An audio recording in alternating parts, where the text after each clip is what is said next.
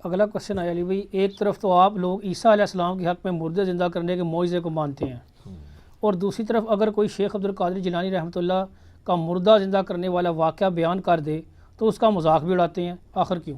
اس لیے کہ حضرت عیسیٰ علیہ السلام کی سند تو قرآن میں نازل ہوئی ہے، شیخ عبد القادر جیلانی رحمۃ اللہ علیہ کی سند کہیں نازل نہیں ہوئی ہے۔ اور یہ جو کہانیاں آپ کو کرواتے ہیں نا کہ اگلے انبیاء کو جتنے معجزات ملے تھے وہ ہمارے نبی علیہ السلام کو کمبائنڈ فارم میں مل گئے، یہ بھی کہانی ہے۔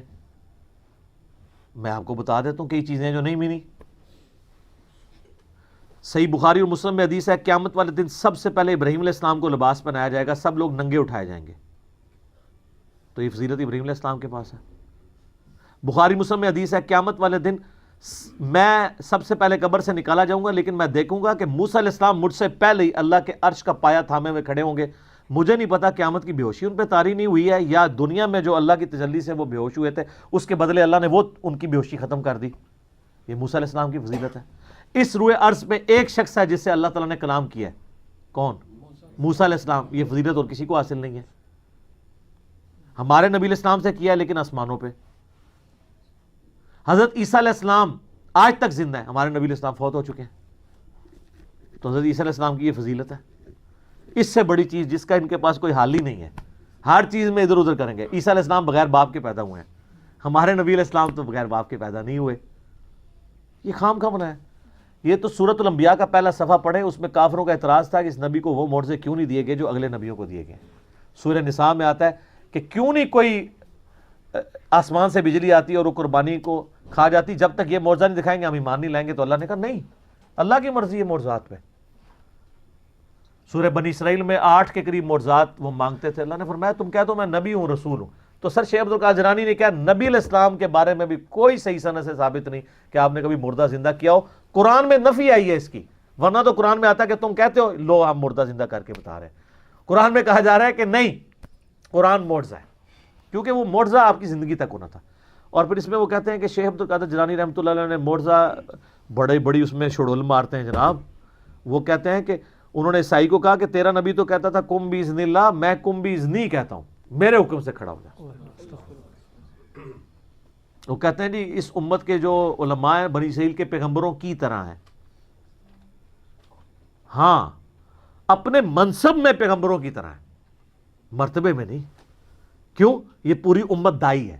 کنتم خیر امت اخرجت للناس تأمرون بالمعروف وتنہون عن المنکر۔ ختم نبوت کے وجہ سے اللہ تعالیٰ نے اس امت کو نبیوں والا کام دیا ہے۔ یہ نہیں ہے کہ نبیوں والا وہ مرتبہ کلیم کرنا شروع کر دے۔ جس طرح اگلے زمانوں میں انبیاء اللہ کی توحید کا پیغام پہنچاتے تھے، آن دا بہاف آف پروفٹ ہمارے محبوب صلی اللہ علیہ وآلہ وسلم کی مبارک ختم نبوت کی برکت سے امت کا کام ہے کہ وہ لوگوں تک بات پہنچائے۔ اس اعتبار سے تو بنی اسرائیل کے انبیاء کی طرح ہیں، یعنی منصب وہ ہے، مقام وہ نہیں ہے۔ یہ اسی طریقے سے ہے جس طرح نبی علیہ السلام بھی بشر ہیں اور ہم بھی بشر ہیں، سپیشیز ایک ہے نا، مرتبہ تو ایک نہیں ہے۔ نبی علیہ السلام تو پیچھے بھی دیکھ لیتے تھے، بخاری مسلم میں آتا ہے،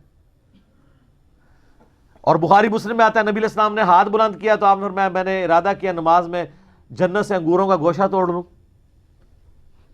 اور بخاری مسلم میں آتا ہے نبی علیہ السلام سوتے تھے وضو کر کے، اس کے بعد خراٹوں کی آواز بھی امہات المومنین سنتی تھی اور پھر اسی طریقے سے نماز پڑھاتے تھے۔ تو پوچھا تو آپ نے کہ میرا صرف جو ہے وہ آنکھیں سوتی ہیں، جسم سوتا ہے، دل تو جاگتا رہتا ہے۔ یہ پروٹوکول تو کسی کا نہیں ہے۔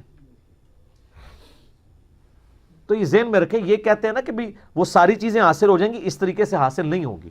شیخ عبد القادر جیلانی کے لیے کوئی سند نازل نہیں ہوئی، بالکل ان کی طرف جھوٹ منسوب کیا۔ اور اگر آپ کو شیخ عبد القادر جیلانی سے اتنی عقیدت ہے تو میرا ایک معصومانہ سوال ہے کہ شیخ عبد القادر جیلانی نے نماز کا طریقہ کون سا لکھا ہوا ہے؟ ہاں، مرنے سے پہلے اے مسلمان کر لے اس پہ غور، کتابوں کا خدا اور ہے، بابوں کا خدا اور۔ تو غنیت و طالبین پڑھے نا، اب تو کہتے ہیں جی وہ کتاب ہی نہیں ہونا دی، کتاب ختم تو بندہ بھی ختم، پھر کتاب ہی نہیں رہی تو بندہ بھی ختم ہو گیا۔ تو کتاب ہے، اس پہ میرا کلپ ہے 11ویں والے پیر کی نماز میں میں نے بتایا کہ صرف ایک آدھ بندہ ہے جس نے انکار کیا، باقی اکثریت محدثین کی، اہل علم کی، یہ ان کی کتاب مانتی ہے، اور ان کی نماز کا طریقہ وہی ہے جو بخاری مسلم میں لکھا ہوا ہے۔ وہ یہ ان کے نام پہ 11ویں کھا سکتے ہیں، ان کو فالو نہیں کر سکتے۔